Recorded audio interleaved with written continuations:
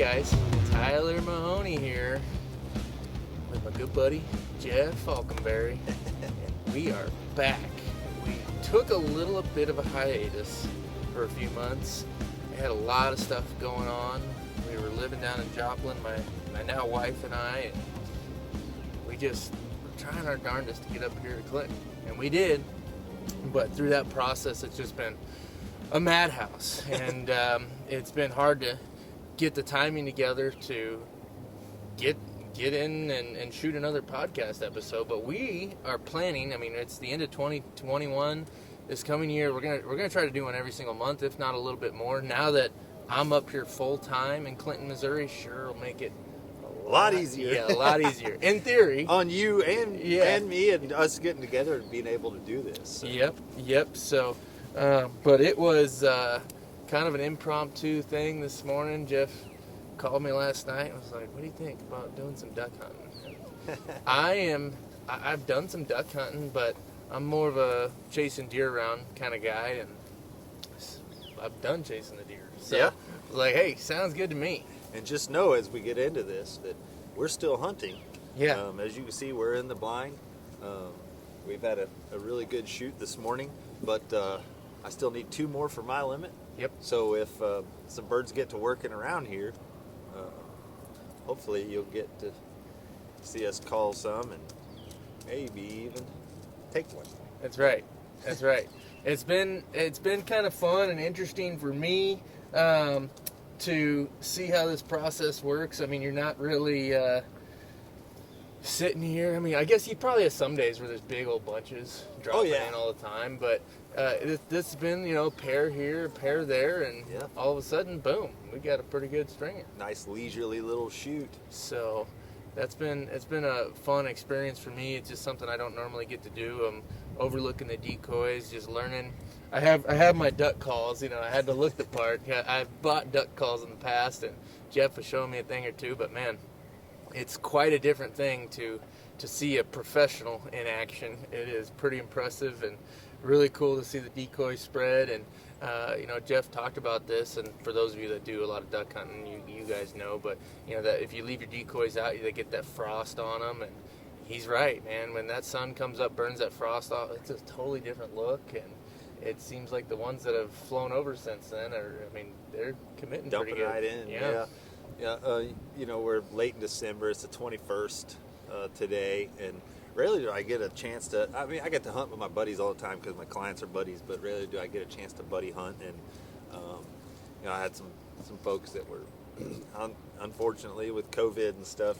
Had some folks that had to back out, and so I just texted Tyler and said, "Hey, you want to go shoot some ducks?" He said, "Yeah." And so far, Tyler has shot his limit of mallards, and only one of those mallards did he have to shoot at more than once. Yeah. So old Deadeye here is doing pretty well. I was feeling pretty bad about myself on that first one because it was pretty close, and it took me all 3 shots. I mean, got him, but goodness gracious. But these last few, man, Jeff called them in to, I mean, if I wouldn't have got it done in 1 shot, it would have been pretty sad. It would have been a pretty sad day. So... But what a winter we've been having, dive right into some of the duck hunting, because even during duck season, usually during duck season, I shut down fishing and I duck hunt every single day. But this year, with the weather we've having, 75 plus degrees in December, there were some days where it just wasn't worth duck hunting. And so we went fishing, and it's nice to be able to keep the G3 plugged in and charged up and ready to roll in that situation to where, look guys, there ain't been much flying. It's really, really warm. It feels like September. Yeah. Let's go catch a mess of catfish, and we've really been wearing those out. But as for the duck migration, it's been a big question all across the country of where are the ducks? Everybody says, well, there's not any ducks around, and right here in West Central Missouri, we've got a good amount of ducks around. They're just not moving a whole bunch. I mean, they don't, with the weather the way it is, it's just, they're sitting around and they're eating on weed seeds. And, we had early floods here in my area, so the guys that usually plant crops, we don't hunt flooded crops, but the guys that usually flood corn or flood beans or Milo or whatever, it all got flooded out. So we don't have a lot of food in the area, and we don't have a lot of water. It's been a really, really dry year. But there is some ducks around sitting on some little pools, eating weed seeds or whatever they're doing. I mean, they're floating around on rafts and drinking cold Coca-Cola, I guess, with this kind of weather. But there's still some ducks around, and guys say, well, it ain't hardly even worth going. Well, if nobody gets out and moves them around, it's definitely not going to be worth going. If you can keep a little pressure out there, stirring some birds up, it's worth it. We haven't heard 10 shots today. I don't think so, yeah. And typically, the end of December, everybody's out kind of getting after it, and we haven't hardly heard any shooting. But every now and then we have 2 drakes and a hen, or a single or a pair or something. We've seen a few small bunches, but just come around and give us a look. Yeah, it's been fun. And it's kind of funny because I'm kind of an outsider on the duck hunting side of things. It seems like every year I hear guys talking about, where are the ducks? The migration, they're short stopping way further north. Every year I hear that, it seems like. And I mean, I'm not tapped into the community, but am I over exaggerating hearing that? There's been a lot of stuff that can play variables in shifting migration, and usually it's dry or warm weather is typically what it is. You get areas like this year. They said the hatch was down because of the droughts in North and South Dakota. They didn't have much water, but it's hard to say exactly where the ducks are. The guys down in Arkansas are shooting ducks. Guys in Kansas are shooting ducks. Illinois is shooting ducks. Missouri's shooting ducks. Even my friends up north are still shooting ducks. So it just seems like with this kind of weather that they're super duper spread out, in my opinion. Yeah. Now, is this the first year when did the split take place? Is that last year that started? This is the second or third year for the split. And has that seemed to have a positive impact on productivity, at least early in the season? That's just one of those deals where you put 10 people in a room and you're probably going to get 10 different opinions. But I think that it puts the season a week later on into January. This year, I think it's really going to benefit because we haven't seen that real grand passage migration. Are they yet to come? Maybe, maybe not. But it's going to be nice to have that extra week on into January because just like today, the 21st of December, it's going to get to 56 degrees, and that's not typical. We have had some nights below freezing here the last couple of nights, but not much below freezing, and there's southwest winds. So it's really not a big migration push wind. Those ducks get pretty good gas mileage when that wind's coming out of the north. So it's just not been big migration winds. So maybe with that extra week into season, into January, maybe we'll get some more good shooting. But you're going to talk to some guys and say, well, the birds were here during the split and we couldn't shoot them. By the time it opened back up, it was gone. I like the split, but I like to deer hunt, and I like 2 opening days. Yeah. We get an opening day, and that's a big deal for us. I take my family, and it's a big deal. And then we shut down. We do a little deer hunting, and guess what? We get to do opening day all over again, and it's a lot of fun. And it gives the ducks a break early in the season like that. If you do have some birds around, the last 2 years we've had some good numbers of birds early. And once you bang on those birds for a few days, they start figuring it out. Yeah. So if you don't have weather to push them out, then that gives them a break, takes the pressure off of them. They settle back in, and if they hang around, you get right back in, you blow them up again. Yeah. So it's my opinion. I like the split. Good to know. I don't have an opinion because I'm just not tapped into the duck hunting side. I'm way too obsessed with chasing big deer around. And but man, I gotta tell you, it's sitting here this morning. It's got my gears turning a little bit about. It's a lot of fun. I might have to try to work this into the schedule in the fall a little bit more. You guys might hear that little whimper on you viewers. My dog Dolly right here. She gets a little anxious sometimes. Especially when we're standing up and it looks like we're getting ready to shoot something, she really gets anxious. Yeah. Well, and Johnny always talks about how if he wants to spot ducks, he leaves it to Levi. Watch the dog, man. She'll tell you every time. I mean, you literally don't have to watch. If you watch that dog all the time, if birds fly over, she'll see them. Yeah, that's pretty cool. I mean, look at that. Yeah, That's yeah, freaking cool. She's watching all the time. That's freaking cool. If she locks in and you follow her head, it's definitely ducks. If she spots something real quick, it could be a butterfly, it could be a woodpecker, Yeah. it could be anything. But if she locks in and starts following, you watch her head turning, she's usually got him at that point in time. Yeah, that's cool. And just like that, she was looking up there. And if you look up there, there's a nice little high pack going out right couple there. of them there, She's yeah. seen those before we did, you know. Man, And they're really high. I mean, they're flickers in the sunshine. yeah, I mean, the only way you see those is the underside of the wing. Yeah. I mean, I'm looking at, man. But she saw those that far away. Yeah, know? look at those suckers. Those are mallards, aren't they? Yeah. Interesting. So what do you got going on? What are you doing for Christmas? You hanging around here? What do you got planned? Is it duck hunting straight for the next couple weeks? Yeah, so we're going to finish up duck season here. Hanging around close to home. Kids are all coming home, and we'll go to her grandparents in Kansas. But with the weather being nice and mild and stuff like that, I mean, I'm sure we're going to be getting outside. We duck hunt almost every day of the season. Christmas Day, sometimes we'll go sit in the blind. We'll family hunt Christmas Eve, and then Christmas Day we'll sit in the blind. But I was taught long ago by my elders, and it's something that stuck with me all my life. But we'll go sit in the blind Christmas Day. We do have a 3-burner stove here in the blind. We like to cook breakfast and everything else, and kind of enjoy the morning, but we don't shoot anything. They taught me a long time ago that nothing deserves to die on the birthday of Jesus. So we may go sit in the blind and have a little breakfast or something after the gift opening, but we don't shoot anything. We'll watch them come around. It's kind of neat.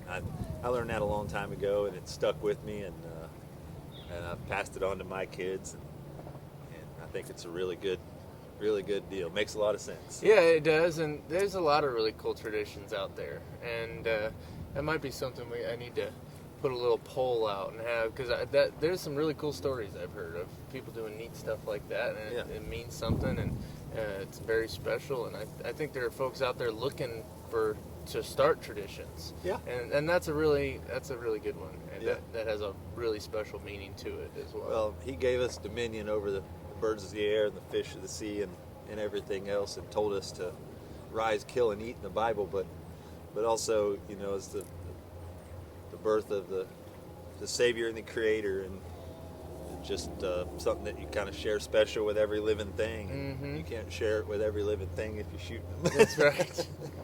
Well, and you've got, so when the holiday season kind of wraps up here and start of the new year, you got a trip planned, it sounds like, it's going to be pretty cool. Yeah, I'm pretty excited about it. Over the years, met some crazy cool people and have good clients, and still have good clients, and still meet cool people. But I got a buddy that started out as just a fishing client, and we became friends, as many of you have. And he said, I want to take you with me. I'm going down to Port O'Connor, Texas, and we're going to shoot ducks in the morning and catch redfish in the afternoon. And he didn't have to ask me twice, I can tell you that. Yeah. That's right. So, in January, when our season folds up here, I'm going to go to Texas and shoot a few ducks.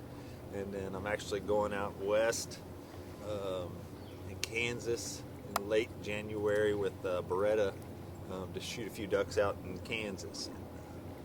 So we'll finish up here, and then those Millenniums in that G3 is going to see a lot of my Levi's. Yeah, I was going to say, it's been kind of crazy. I mean, it's been so unseasonably warm. I mean, hell, there was a few days last week where it was so windy, it was warm, 65, 70 degrees, but we had 40 to 60 mile per hour winds. I mean, if you could get out on the water, but you're a little crazy, Dangerous, I guess. yeah. But, I mean, anything over 40, when it starts gusting over that 40 mark, even 30, but anything over 40, that's the only thing I'll cancel trips for. Yeah.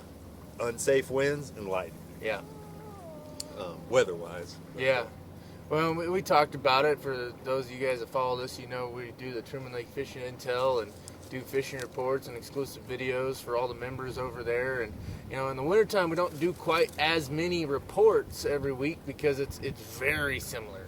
And we'll do a lot more reports when everyone's getting out, springtime, summertime, and getting after it. But it's going to be exciting to get a lot more of those going come January, February. Water starts warming up, and I know that's one of your favorite times of the year to catch big catfish. Yeah, absolutely. Oh, yeah.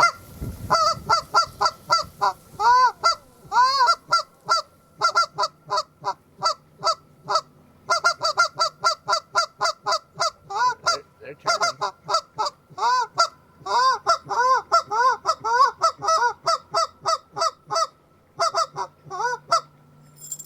Man, Old Canada geese. they looked like they were kind of turning there for a They second. kind of lean there. We're kind of, this hole that we're hunting is more in, I guess you'd call it a timber hole. It's a pretty decent sized hole, but it is down in the creek bottoms. And them old Canada geese, they might swing close enough. And there's been instances over the years where we've even landed a few, but it's not their cup of tea. Yeah. They like to be out in that bigger water, open prairie type stuff. So, but you got to honk at them when they're flying Yeah, by, that's right. right? That's exactly Got to right. give them a toot and a holler.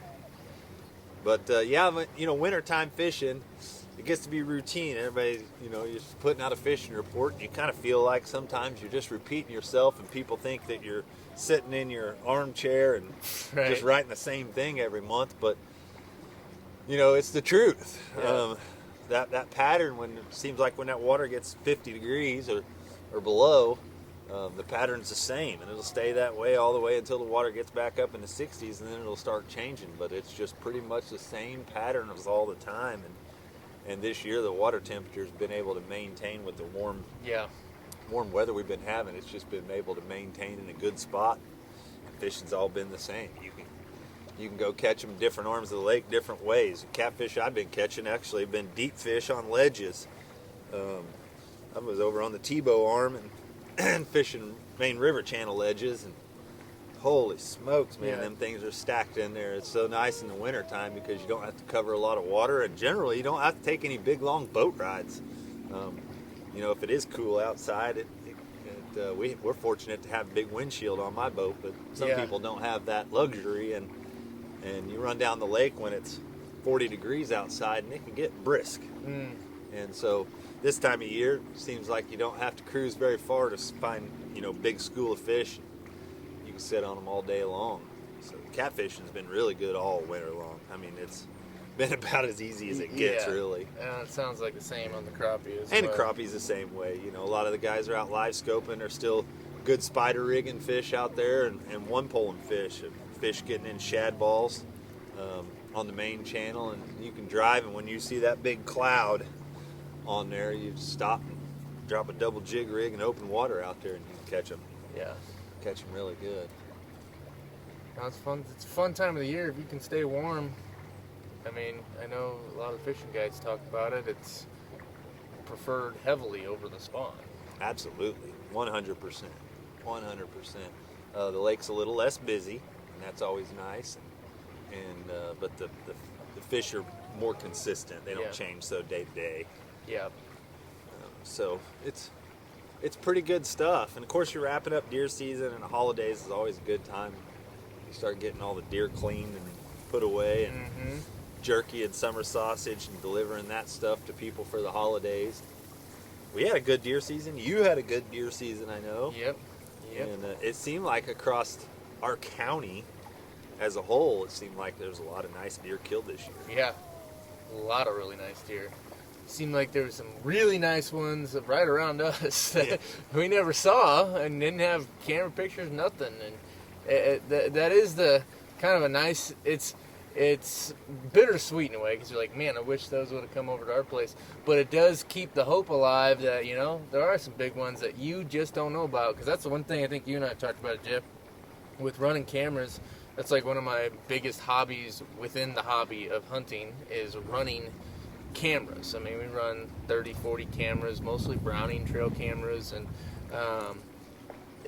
I'm addicted to it. And there is rarely a deer that shows up that I don't immediately recognize because I've looked at hundreds of photos of it over the past couple of years of its life.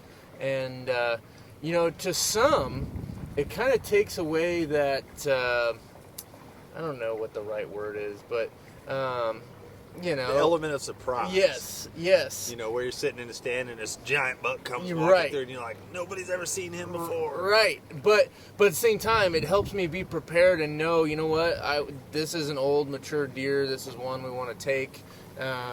And so when you do have that history, you can be a lot more prepared rather than have a little bit more guesswork into if you are management minded. Not everyone is focused on that on their properties, and they're happy with just seeing a legal buck, and that's great. For us, we're a little bit more management minded. We want to have older deer and higher quality deer, and but point being, you hear of one shot that you hadn't seen before. It's like, you know what? Even with all these cameras running, you just never know what might show up. And we had some bonus deer show up, but there's for us, we had a deer. Gosh, I swear it was its 4th year on our property, maybe 3rd year that he'd been living. Oh yeah, look at that. That's a big bunch. Nice big wad moving around right there. And they're going the opposite direction. Yeah, I'm going right down the river. Yep. But this buck, he's what we called him the Abscess 8. We don't really name our deer. We used to name them.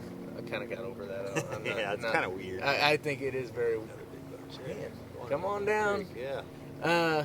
But we called this buck the Abscess 8 because the first year he showed up, he got this giant. It was an abscess. Just this growth off the side of his neck. And we thought, oh, he ain't going to make it. He's going to die. Nope. He lived, and it went away. It went away completely. So we don't know if he got gouged by an antler or what. But ever since then, we knew he was an older deer at the time and started hunting him hard last year. And it was like the dude had 9 lives. Like, he figured out a way to not get in front of us, I posted. We're gonna have to take a break right here. Oh, because there's probably 300 mallards. Getting ready to come over. Jeez Louise, yeah they are. It's a wad. Check that out. Might get your phone ready. I was gonna say I'm getting the.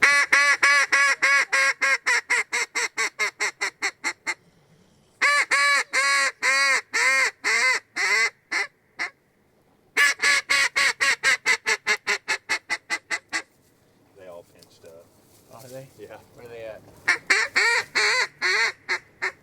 Looping right here around the back. Yeah, here they all come. Right here. Get ready. See them right here? Yep.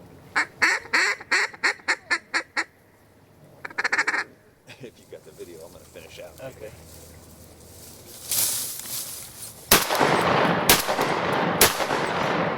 That's it.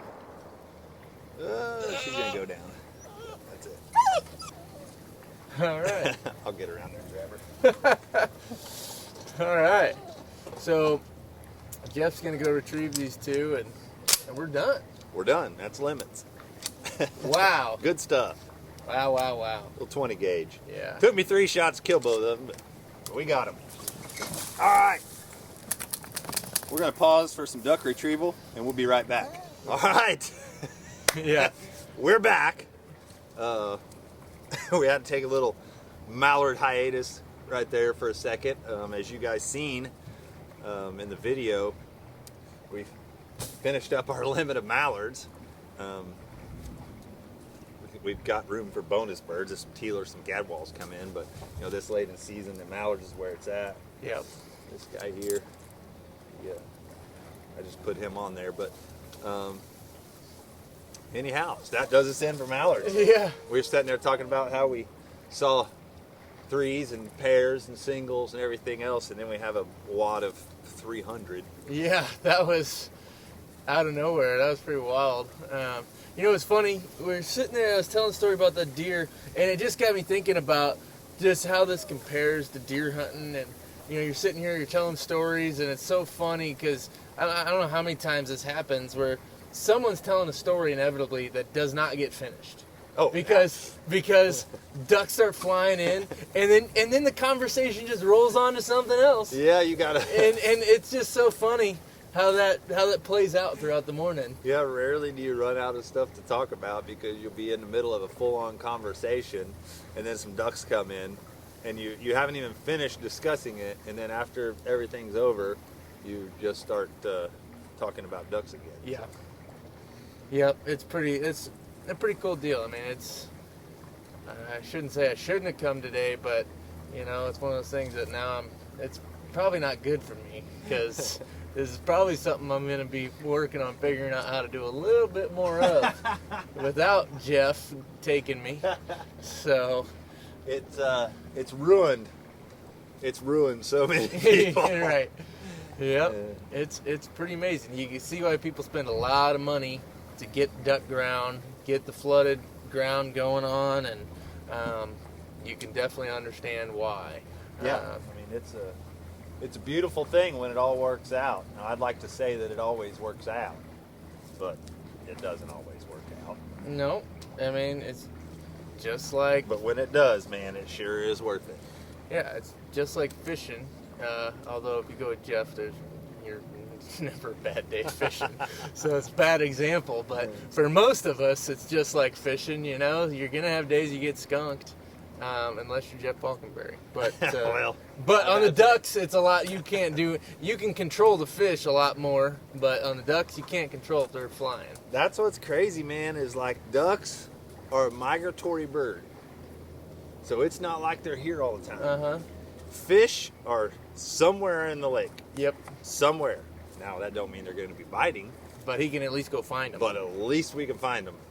And but ducks, they're just passing, kind of like us in this old world. Just passing through. Yep, that's exactly right. Passing through. I don't know. I mean, I'm still kind of into that chasing a big deer around, but I could see the merits of trying to incorporate some duck hunting. That's for certain. So, yep, it's nice. It's nice, but we don't want to drag people too long. But we wanted to throw something out here. Like I said, Tyler and his new wife, got married there around the end of October, and moving here to Clinton is going to be a huge blessing. If you watch the Truman Fish and Lake Intel page and you watch the Endless Season podcast, they were living all the way down in Joplin area, Webb City area, and it was just hard to get it all to come together sometimes, and it was a lot of work and a lot of travel for you, and obviously both of us having jobs, it makes it a trick, and it's just super cool now that we're going to be able to start pumping out some more content, pumping out some more videos. Hopefully y'all learn something or even laugh at us. We're goofy sometimes, and I don't mind being laughed at. So no, it's cool. I'm excited. It's great to be closer to close friends like Falkenberries, and just excited to be able to be close to the farm and do more stories, videos related to that, and maybe be able to help some other folks at some point here develop their farms is something that I'm going to try to start doing. And it's really, really cool. And then just keep learning. I mean, this year was kind of cool in a way. We had to bring in a couple of tracking dogs, and that's something we'd never done before, to follow some deer, and learned a lot through that experience. And that's what I'm really excited about being up here all the time for, is just constantly picking up something new. And I think I'm going to write an article about the old tracking dog deal. Learned quite a bit there, and didn't find the deer, but it turned out that in both cases, we're not so sure about the second case yet, but in both cases, it's highly likely the deer were alive, and that's why we didn't find them. Well, we know for a fact the first one was still alive. Because ended up shooting him again. So, fascinating stuff, but it's just been, probably deer hunted Sammy for being newlywed. She let me get away with, and maybe that's why she let me get away with so much hunting. This could be it. Because we closed on our house in early November. She was working on updating some stuff. Now, as soon as I killed the buck, I was getting after it with her too, and it's finally shaping up, and looking forward to having our Truman Lake Fishing Intel guide dinners there here in the near future, and it's gonna be real fun being in Clinton. That's the moral of the story. Yeah. You guys see me messing with this bird here. He's already done all about he's gonna do. But they make a little tool called a finisher.